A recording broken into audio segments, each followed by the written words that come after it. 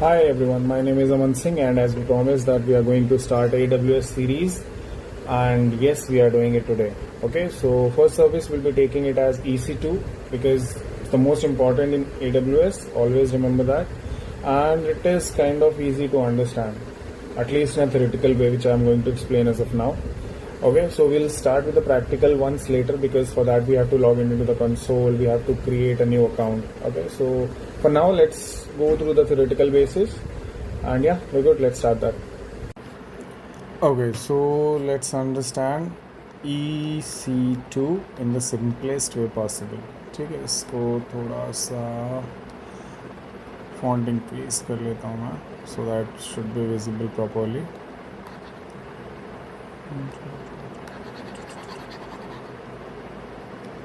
Yeah, looks good now. So EC2, Elastic Compute Cloud. अब Elastic का मतलब as we all know we will be able to scale it and descale it as per the requirement. So जैसे एक rubber band होता है उसको अपन खींच के बड़ा भी कर सकते हैं, छोटा भी कर सकते हैं. So ये Elastic comes from there only. Okay.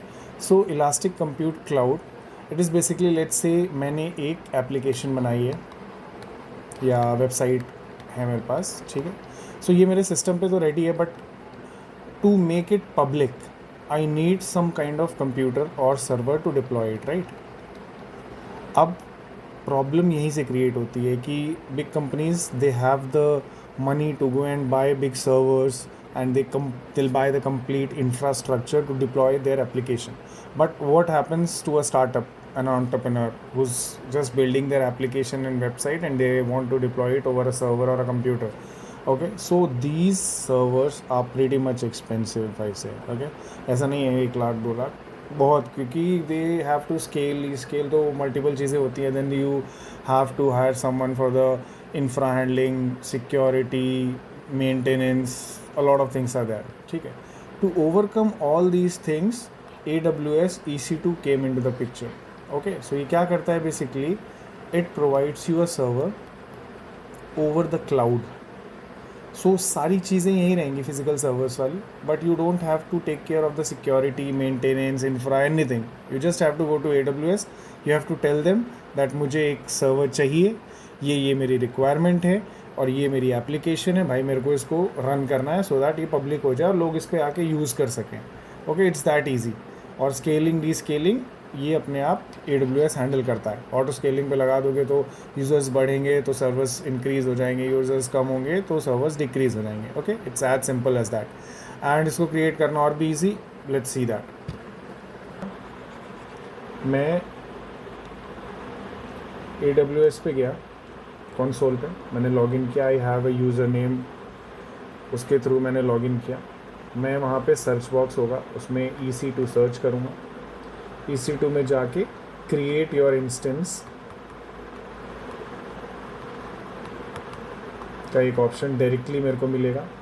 Create और इंस्टेंस जैसे ही मैं करूँगा वहाँ पे एक फॉर्म ओपन हो जाएगा. ठीक है, उस फॉर्म में लिखा होगा आपका CPU कितना होना चाहिए, आपको कौन सी ऑपरेटिंग सिस्टम चाहिए, आपकी RAM, server, blah blah blah, all those things that are required to deploy your application on a server, वो वहाँ पे सब होगा. ठीक है, you just have to do what, you have to select your requirements, you have to click on create instance, that's it. और ये बोलने में जितना ईजी लग रहा है करने में भी उतना ईजी है. इसके पीछे की साइंस से अभी लेना देना नहीं है. ओके, आपको अपना एप्लीकेशन जाके डिप्लॉय करना है ताकि लोग उसको यूज़ कर सकें, आप भी उसको यूज़ कर सकें. उसके बाद उसकी होस्टिंग वगैरह, that's a separate part, will discuss later. But as of now this is what EC2 is as easy to use. ठीक है. सो व्हाट इट सेव्स, पहले क्या होता था, we have to buy and maintain that computer is expensive, you need electricity, internet, security, storage, backups and a lot more. Okay, इसलिए AWS EC2 picture में आया.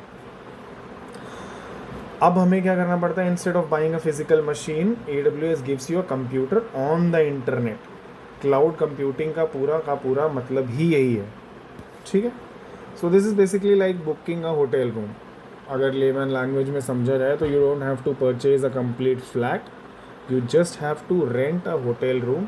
जितनी वो अब आपके हिसाब से है कि आपको उस होटल में कितना बड़ा कमरा चाहिए, आपको लग्जरी सूट चाहिए या एक नॉर्मल सा रूम चाहिए, but it is available to you, right.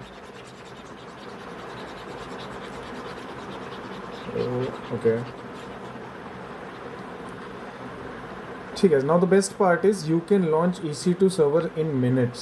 सो जब मैंने बोला कि क्रिएट इंस्टेंस के पहले वाला जो फॉर्म आपको फिल करना है कि OS कितना होना चाहिए, रैम क्या है, स्टोरेज क्या है, ये सब डेटा लेट्स से आपके पास पहले से है. These things will take approximately 20 to 25 seconds. और जैसे ही आप वो क्रिएट इंस्टेंस पे क्लिक करोगे उसके बाद तो it hardly takes 30-40 seconds. Sometimes it takes 1 minute, but not more than that. And once you click on that create instance, your instance is ready. और आप उसको डायरेक्टली SSH भी कर सकते हो, अपने सिस्टम से यूज़ कर सकते हो.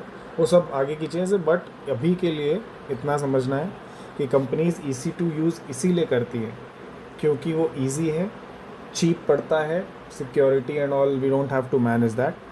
एंड अब एक और चीज़ है कि इसकी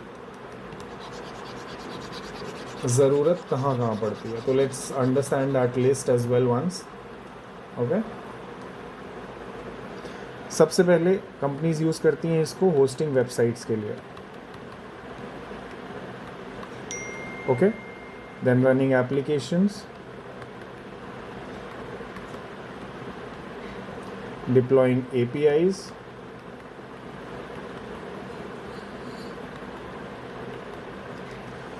testing software, running DevOps pipelines,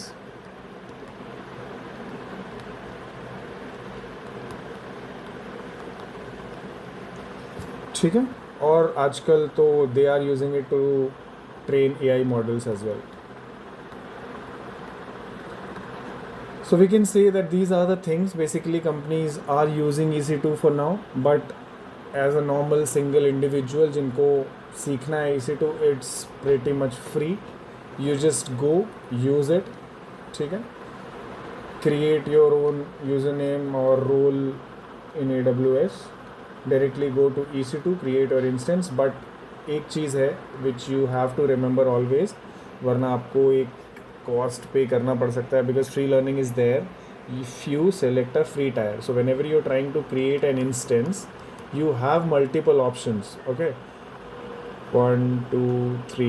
So first वाला होता है free tier, उसमें mentioned होगा, so you don't have to worry about it. free tier में you can just go and create for that storage, power, अलग अलग चीज़ों का tier होता है.